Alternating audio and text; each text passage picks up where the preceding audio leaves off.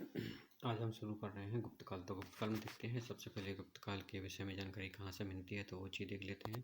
तो देखते हैं सबसे पहले इनको पुराणों से जानकारी मिलती है। किस पुराण से मिलती है? मत्स्य पुराण, वायु पुराण, विष्णु पुराण। स्मृति कौन कौन सी है? नारद स्मृति, बृहस्पति स्मृति और पाराशर स्मृति। बौद्ध ग्रंथ जहाँ से जानकारी मिलती है। तो अब इसके बाद बौद्ध ग्रंथ आते हैं। बौद्ध ग्रंथ में देखते हैं काम क्या। तो अब बौद्ध ग्रंथ में देखते हैं बौद्ध ग्रंथ में कहाँ से जानकारी मिलती है। तो यह है आर मंजूश्री कल्प और जैन ग्रंथ है हरवंश और कोलमाला। देवी चंद्रगुप्त नाटक है, इसमें विशाखा दत्त देवी चंद्रगुप्त नाटक विशाखा दत्त का वहाँ से जानकारी मिलती है।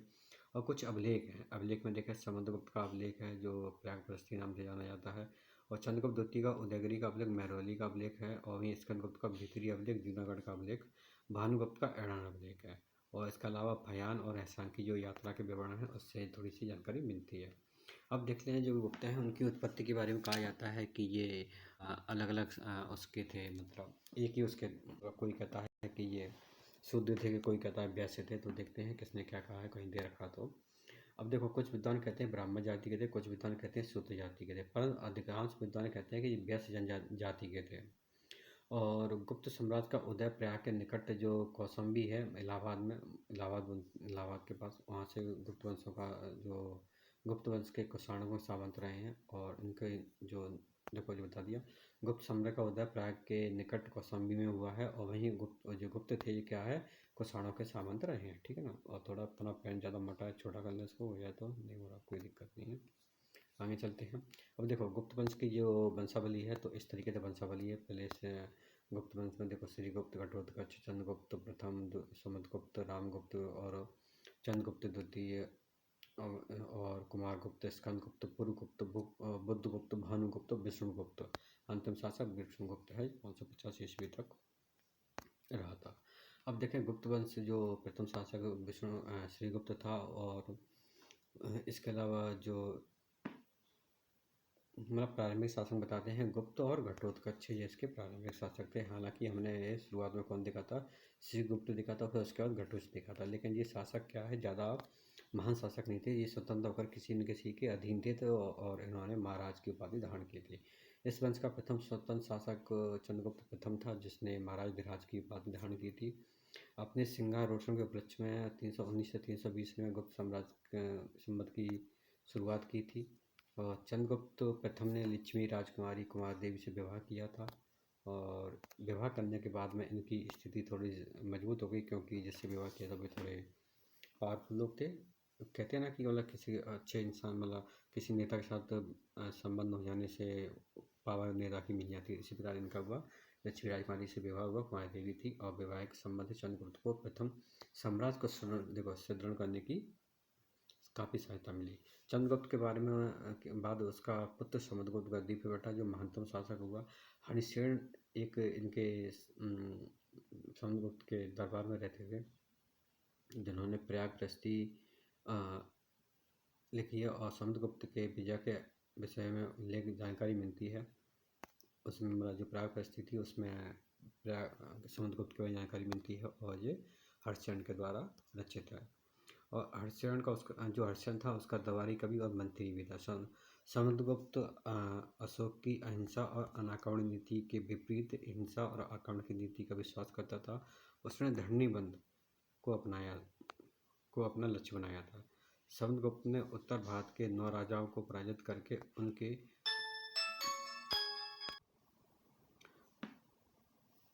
समुद्रगुप्त ने क्या किया कि जो उत्तर भारत के 9 राजा थे उनको पराजित किया। और उनको पराजित करने के बाद जो मतलब उस चीज़ को क्या कहा जाता है, प्रशोधन कहा जाता है। वहीं दक्षिण भारत के 12 राजाओं को पराजित किया था, तो इसे ग्रहण मोचन अग्रह कहा गया था।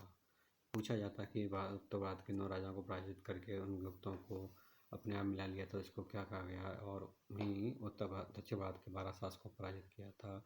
तो पराजित करके बाद जो नीति थी वो नीति कौन सी, ग्रहण मोचन अग्रह नीति थी। और इसके अलावा हम देखते हैं कि समुद्रगुप्त महान विजयों के कारण प्रिंसेप स्मिथ था, उसने क्या है भारत का नेपोलियन कहा है समुद्रगुप्त को।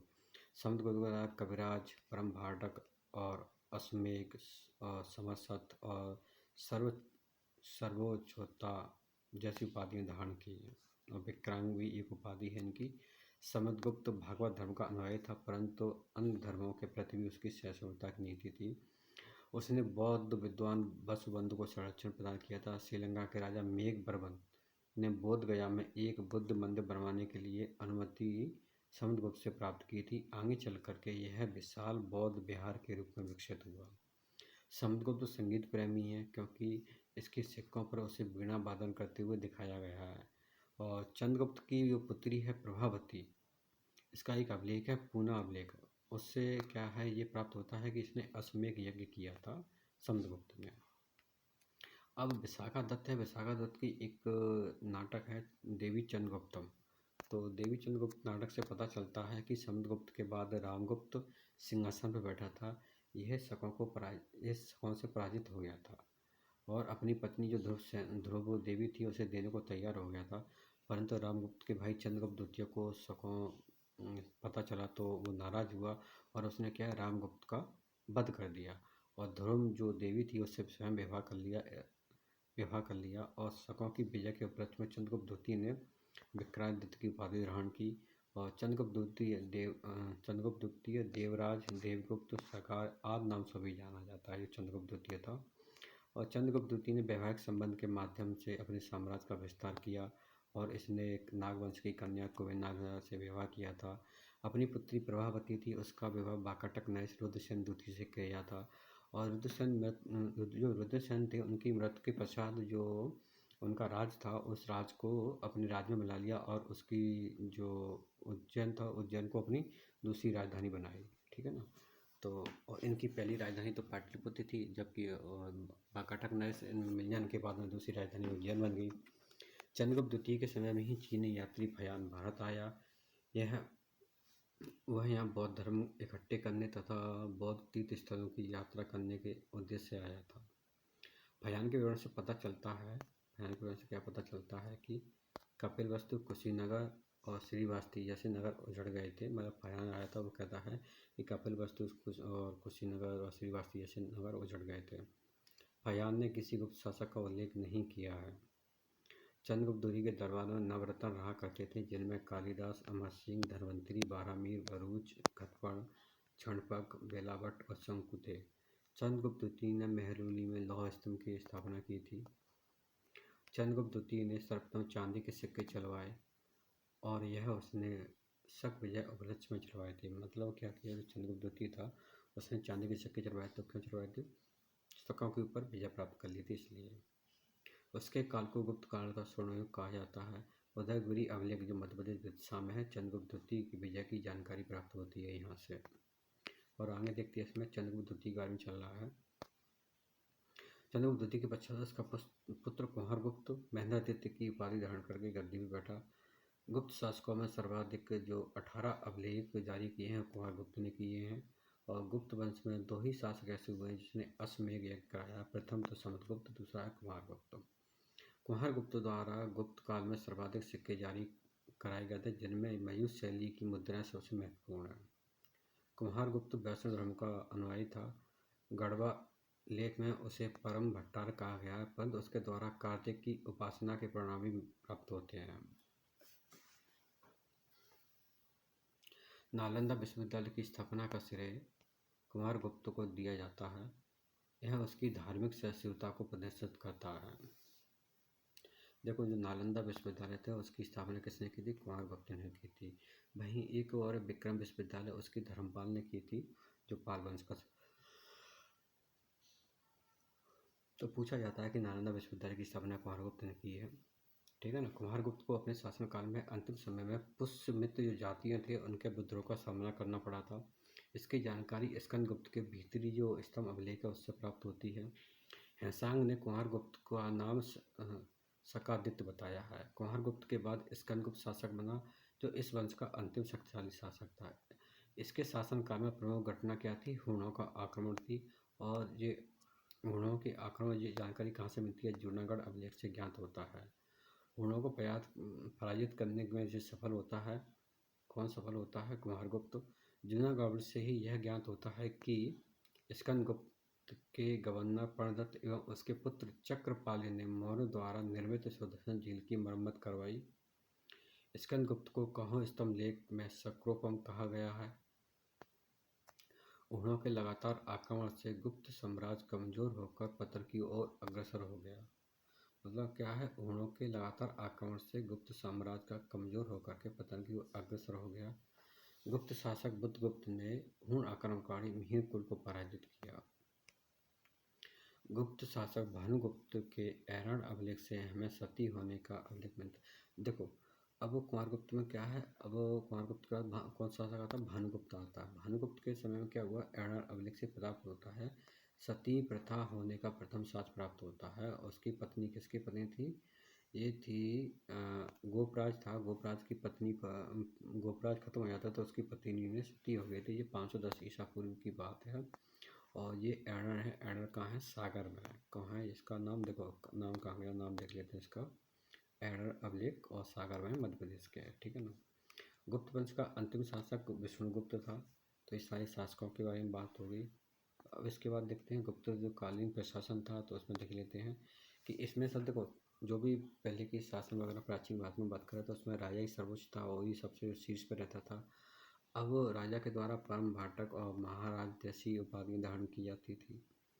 और इसके अलावा इनके नीचे जो अधीन होते थे शासक सामंत वगैरह, उनके बारे में और उनकी जो मंत्री परिषद हुआ करती थी उसके बारे में देखते हैं। उनका केंद्रीय प्रशासन था। केंद्रीय प्रशासन में सबसे ऊपर राजा हो गया, फिर नीचे जो अधिकारी रहते थे वो, जैसे महादंडनायक, न्यायाधीश, महाबलाधिकृत, सेनानायक, संधि विग्रह, युद्ध शांति का मंत्री, महाभंडारक, राजकोषीय प्रधान और दंडपाशक पुलिस विभाग का और ध्रुवीकरण राजस्व वसूलने वाला प्रधान और कुमारात पदाधिकारी को सर्वश्रेष्ठ वर्ग इसलिए उच्च पद पर नियुक्त किया जा सकता है। इस काल में पदाधिकारियों के वंशागत देखो, इसमें शासन में क्या था कि जो पद थे अधिकांश वंशानुगत हो गए थे। और समुद्रगुप्त ही प्राग दृष्टि से ज्ञात होता है कि हरिश्चरण जो था ना, उसके पर एक साथ में बहुत सारे पद थे। कौन कौन से पद थे, कुमारादित्य, संधि विग्रह और महादंडनायक जैसे पदों पर काम कर रहा था। साम्राज्य प्रांतों में विभक्त था, जिसे देश या भुक्ति कहा जाता था। इसका प्रमुख उपरिक या उपभोक्ता कहलाता था।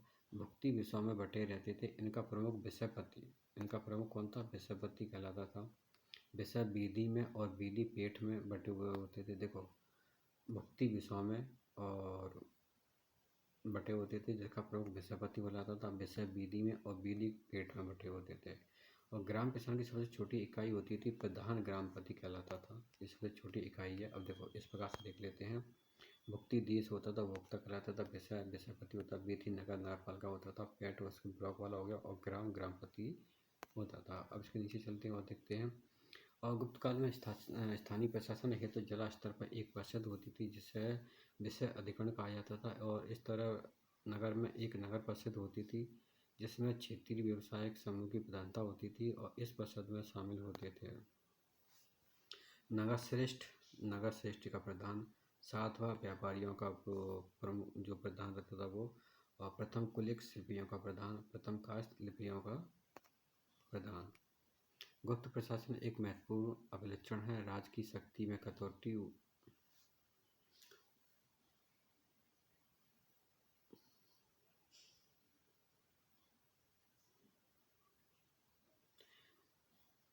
अब देखो इसकी न्याय व्यवस्था देख लेते हैं, बाकी ये अपने कोई काम का नहीं है और इसके बारे में थोड़ा सा बेबंद दे रखा है।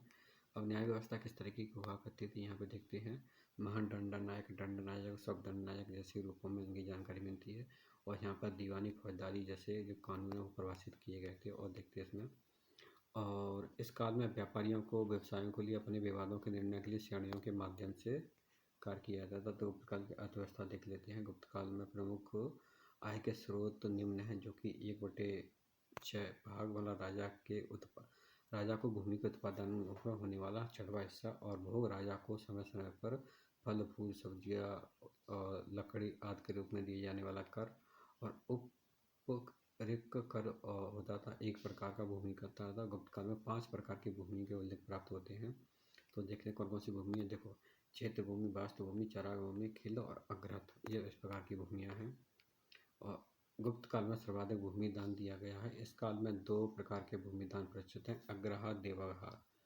अग्रहार ब्राह्मणों को प्राप्त होते थे और प्राप्त होने वाले अनुदान थे, जबकि दूसरा राजा द्वारा अपने अधिकारियों को सेवा के बदले दिया जाता था। इसी के आगे चल करके सामंत वर्ग की उत्पत्ति हुई, मतलब जो उनको दिया जाता था भूमि तो उसके बाद सामंत बन गया। गुप्त काल में श्रेणियाँ व्यावसायिक, उद्यम और निर्माण क्षेत्र में दो महत्वपूर्ण भूमिका निभाते हैं। कौन श्रेणियाँ होती थी वो?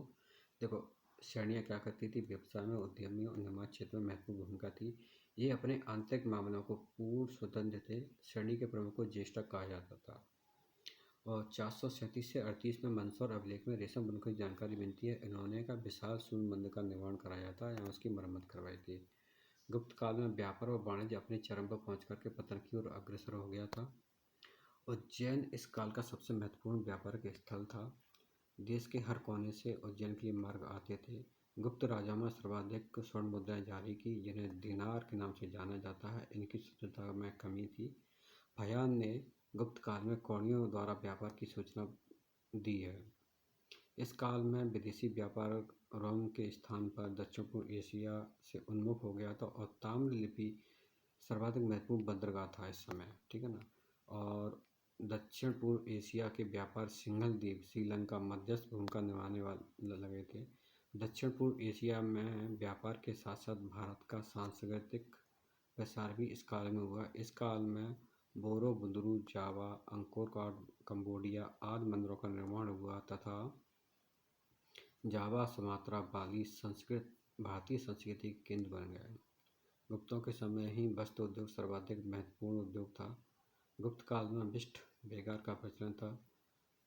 पुस्तपाल अधिकारी द्वारा भूमि का रिकॉर्ड रखा जाता था। सामाजिक स्थिति इस समय कहते हैं कि ब्राह्मणों को जो राजा थे वो राजा ब्राह्मणों से वैधता प्राप्त करने के लिए उनको बड़ी संख्या में क्या भूमि दान देते थे।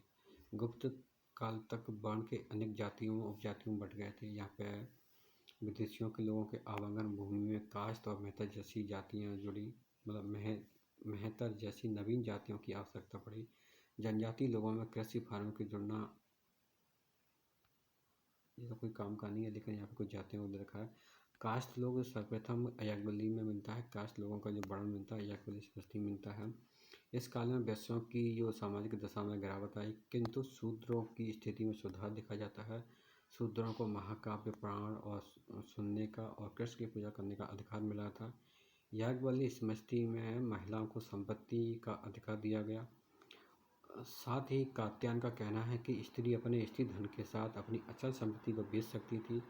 स्त्री धन विवाह आदि के समय वधू के माता पिता या सास ससुर से प्राप्त धन उपहार को कहा जाता था। विधवाओं को कुछ स्थितियों में पुनर्विवाह करने की अनुमति मिल गई थी, किंतु बाल विवाह, देवदासी प्रथा, बहु प्रथा, सती प्रथा प्रचलित थी। यहाँ पे मतलब प्रचलन था उसका। सती प्रथा का साथ 510 ईसा पूर्व में अपने बढ़ाता एर्णा वर्ग से प्राप्त होता है। इस काल में अछूतों की दशा में गिरावट आई। कात्यायन था, एक राइटर था, तो उसने इनके लिए एक शब्द प्रयोग किया है, अस्पर्श शब्द का प्रयोग किया है। और गुप्तकालीन अब धर्म के बारे में कर लेते हैं। गुप्तकालीन धर्म में क्या क्या हुआ, किस किस समय से क्या हुआ। अब देखो यहाँ पर क्या है, अवतारवाद को बल मिला और जो मूर्ति की पूजा यहाँ पे से शुरुआत मानी जाती है। कई लोग कहते हैं पहली बार देवताओं की मूर्तियों को मंदिर में स्थापित कर उनकी उपासना प्रारंभ की गई। ब्राह्मण पंथ पर भक्ति के परिणाम स्वरूप भागवत और वैष्णव संप्रदाय का उदय हुआ। विष्णु पुराण, भगवत पुराण और भगवत गीता में वैष्णव धर्म का प्रतिपादन किया गया। वैष्णव धर्म गुप्तों का राजकीय धर्म था और गरुड़ उनका राज चिन्ह था। गुप्त काल में ही वैष्णव और शैव धर्म के मध्य समन्वय स्थापित हुआ। विष्णु के साथ ब्रह्मा और महेश त्रिदेव की परिकल्पना विकसित हुई।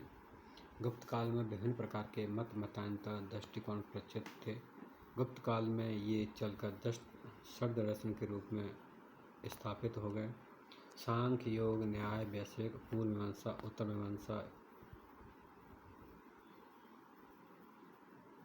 ये दर्शन है। देखो, सांख्य, योग, न्याय, वैशेषिक, पूर्व मीमांसा, उत्तर मीमांसा, ठीक है। और ये शुरुआत में ही पढ़ते हैं इनको। बौद्ध धर्म की एक वज्रयान शाखा इसी काल में उत्पन्न हुई। वज्रयान शाखा थी जादू तंत्र मंत्र की। कला और स्थापत्य। कला स्थापत्य देख लेते हैं। इस काल में चित्रपूर्ति एक ऐसी चीज़ आती है, चित्रपतियों के मंदिर मंदिर स्तूपों के बारे में। देखो स्तूप आता है, धमेक स्तूप सारनाथ में, सांची का जो राजस्थान में है। और इसके अलावा और आगे देखते हैं इसमें क्या आता है। अब देखो सांची के स्तूप के बारे में दे रखा है। चबूतरा विहीन है, गोलाकार है तथा ये आधार पर बना हुआ है। सांची में एक साथ 3 स्तूप बनते हैं। इसमें प्रथम अशोककालीन का, द्वितीय तृतीय गुप्तकालीन का है। गुफाएं देख लेते हैं। अजंता और बाकी गुफाओं का वर्णन किया गया है। महाराष्ट्र में औरंगाबाद के पास अजंता की गुफाएं, जिनकी संख्या कुल 29 है, वर्तमान में केवल 6 हैं, जिनमें से 1, 2, 9, 10, 16, 17 शेष हैं। गुफा नंबर 9 और 10 7 वाहनकालीन है, 16, 17 गुप्तकालीन है तथा गुफा संख्या 1, 2 गुप्तोत्तरकालीन है। गुप्तकालीन गुफाएं बौद्ध धर्म से प्रभावित है। इन गुफाओं में चैत्य व विहार बने हुए हैं, साथ ही चित्रकारी के परिणाम भी हैं, जिनमें मणासन राजकुमारी का चित्र सबसे प्रसिद्ध है। बाकी गुफाएं मध्य प्रदेश के धार जिले में स्थित है। इनकी खोज डैयल फिंड ने की है। बाकी गुफा मध्य प्रदेश के धार जिले में खोज डैयल फिंड ने की है। इन गुफाओं में बुद्धकालीन लौकिक जीवन का चित्रण मिलता है। ये 9 गुफा है। मंदिर, अब मंदिर देख लेते हैं। यहाँ पे कुछ प्रसिद्ध मंदिर हैं, जिसमें देखते हैं देवगढ़ का दशावतार मंदिर जो ललितपुर में है, ठीक है ना। और भीतरी गांव का कानपुर का मंदिर जो ईंटों का बना हुआ है। और इसके अलावा देखते हैं तिगवा मंदिर जबलपुर में विष्णु का मंदिर है। और भूमरा शिव मंदिर सतनाम है। नचना कुठार का पार्वती मंदिर अजयगढ़ पन्ना में है। सांची का मंदिर जो पाषाण से निर्मित मूर्ति विहीन संभवतः प्राचीन मंदिर है। सिरपुर का लक्ष्मण मंदिर सारंग में। एल्होर का लर खान मंदिर बीजापुर कर्नाटक में। और उदयगिरी का मंदिर बिरसा मध्य प्रदेश में है। मूर्ति कला, अब मूर्ति कला के बारे में देख लेते हैं कि इसकी अधिकांश मूर्तियाँ हिंदू देवताओं से संबंधित है। गुप्तकालीन मूर्तियों में शारीरिक आकर्षण को छिपाने के लिए मूर्तियों में वस्त्रों के प्रयोग का आरंभ किया गया है। गुप्तकालीन मूर्तियों में सारनाथ में बैठे हुए बुद्ध की मूर्ति, सुल्तानगंज काशी की बुद्ध मूर्ति, देवगढ़ में दशावतार की मूर्ति, दशावतार मंदिर की विष्णु मूर्ति और उदयगिरी की 12 प्रतिमा प्रसिद्ध है। शिव अर्धनारीश्वर स्वरूप की कल्पना गुप्त काल में ही की गई थी। साहित्य देखते हैं। यहाँ पर साहित्य के बारे में बहुत सृजन हुआ है। साहित्य यहाँ पे देख लेते हैं। साहित्य में क्या क्या है। वायु पुराण, विष्णु पुराण, मत्स्य पुराण, रामायण, महाभारत, मनुस्मृति, इस काल में पुराण लेखन किया गया था, तो इनको देखते हैं। अब देखो नारद स्मृति, पारस स्मृति और बृहस्पति और कात्यायन स्मृति इसी काल में रचित हुई। मृच्छकटकम ये सुदृत की रचना है और ये माटी का खिलौना, मतलब इसको कहा जाता है मृच्छकटकम को। इसमें क्या है, चारुदत्त और नायिका जो बसंत सेना है उसका वर्णन मिलता है। 2 भाषाओं का वर्णन मिलता है, प्राकृत और संस्कृत का। भाषणेश्वरम वासव दत्ता की रचना की जो पूर्ण नाटक है माना जाता है। इसमें राजा उदयन और वासव दत्ता की प्रेम कथा का वर्णन है। अमरकोश की रचना अमर सिंह, यह संस्कृत का विश्वकोश माना जाता है। गुप्त काल में रचित कालिदास की रचना है और साहित्य में श्रेष्ठ स्थान है। इनकी प्रमुख रचना निम्न है। अभिज्ञान शाकुंतलम इसमें जो कालिदास की रचना है। और देखो कालिदास की रचना प्रमुख है कौन सी, अभिज्ञान शाकुंतलम, ऐसी रचना जिसका यूरोपीय भाषा में अनुवाद किया गया है। मालविका, अग्निमित्रम, विक्रम उर्वशी, ऋतुसंहार, मेघदूतम, कुमार संभवम, रघुवंशम। मुद्रा राक्षस देवी चंद्रगुप्तम विशाखा दत्त की रचना है। देखो कौन सी है, देवी चंद्रगुप्तम और मुद्रा राक्षस विशाखा दत्त की रचना है। गीता अर्जुन भारवी की है और 10 कुमार चरित्र दांडी की है। बादशाह ने अपनी पुस्तक कामसूत्र की रचना की है। पंचतंत्र की रचना विष्णु शर्मा ने की है। ये बाइबल के बाद सर्वाधिक प्रचलित होने वाला ग्रंथ माना जाता है। 50 से अधिक भाषाओं में प्रकाशित हुआ है। 5 भागों में हुआ है। आर्यभट्ट, बरामीर, ब्रह्मगुप्त प्रमुख कृतज्ञ और खगोल शास्त्री थे। यहाँ पे आर्यभट्ट की पुस्तक जो आर्यभट्टियम और सूत्र सिद्धांत है, ये दशमलव प्रणाली से परिचित थे। इन्होंने बताया कि पृथ्वी अपनी धुरी पर घूमते हुए चक्कर लगाती है। इन्होंने पृथ्वी की परिधि का मान निकाला जो आज भी प्रचलित है। इसी के साथ उन्होंने सूर्य ग्रहण, चंद्र ग्रहण की व्याख्या की है। बरामीर की प्रमुख पुस्तकें बृहद संहिता, पंच सिद्धांतिका है।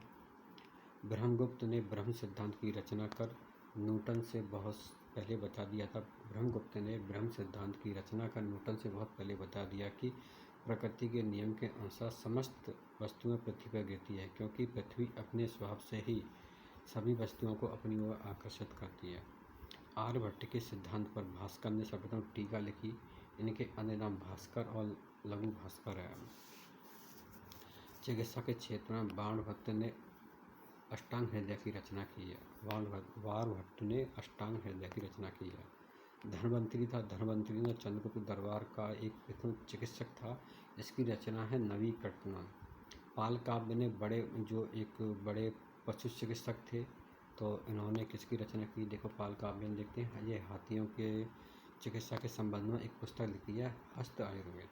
नालंदा विश्वविद्यालय और तक्षशिला विश्वविद्यालय इसी काल के प्रमुख शिक्षा केंद्र थे। अब देखिए इसके बाद आता है, ये चंद्रगुप्त हो गया। चंद्रगुप्त के बाद वाकाटक वंश। अब वाकाटक वंश में आपने पढ़ा होगा कि जो रुद्रसेन द्वितीय थे, उनकी पुत्री का विवाह किससे हुआ था? अभी आपने पढ़ा था कि ये चंद्रगुप्त द्वितीय थे, उनके साथ हुआ था। ऐसे ही पढ़ा था, देख लेते हैं। अब वाकाटक जो राज थे, ये सातवाहनों के पतन और चालुक्य के उत्थान के तक वाकाटक दक्कन और मध्य भारत का प्रमुख शक्ति रहे थे।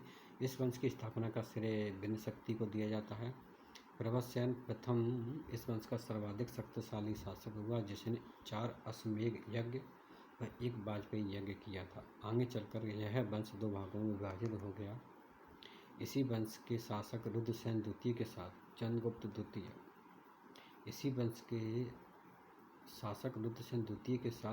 द्वितीय ने अपनी पुत्री का चंद्रगुप्त जो द्वितीय थे, उन्होंने अपनी पुत्री का विवाह किसके साथ किया था? जो वाकाटक नरेश रुद्रसेन द्वितीय थे, उनके साथ किया था।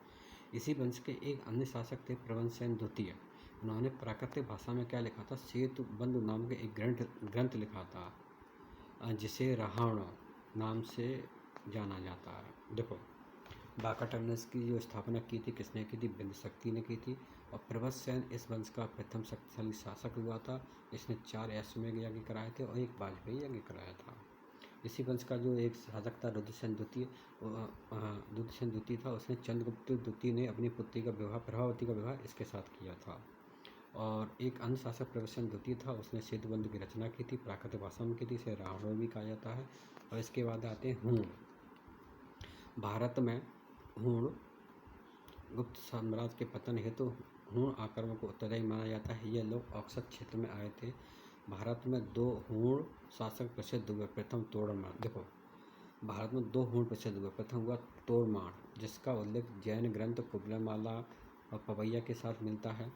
दूसरा इसका बेटा मिहिरकुल, मतलब इसी का बेटा था तोड़रमान का मिहिरकुल। बौद्ध धर्म ग्रंथ में बौद्ध धर्म के काल में वर्णित किया गया है।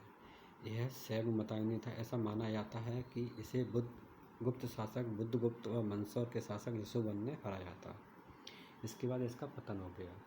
देखो इसका जो मिहिरकुल था वो तोड़रमान का बेटा था और बौद्ध धर्म में इसको वर्णन किया गया है।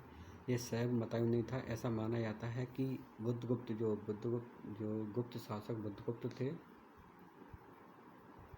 और मंदसौर अभिलेख, एक मिनट देखो क्या गड़बड़ होगी। देखो तोड़रमान जो मिहिरकुल था तोड़रमान का बेटा था। और बौद्ध ग्रंथों में बौद्ध धर्म के जो मिहिरकुल था वो बौद्ध धर्म में जो बौद्ध ग्रंथ में इसे क्या कहा जाता था? बौद्ध धर्म का काल के रूप में वर्णित किया गया है। यह शैव का मतानुयायी था। इसे गुप्त शासक बुद्धगुप्त व मंदसौर के शासक यशोवन ने हराया था। देखो 2 शासकों ने इसको हराया था। मिहिरकुल को किसने हराया था? एक तो गुप्त शासक बुद्धगुप्त ने और मंदसौर शासक यशोवन ने हराया था। इसके बाद इसका पतन हो गया था। तो आज इतना ही, इसके बाद में हम बाद में देखेंगे।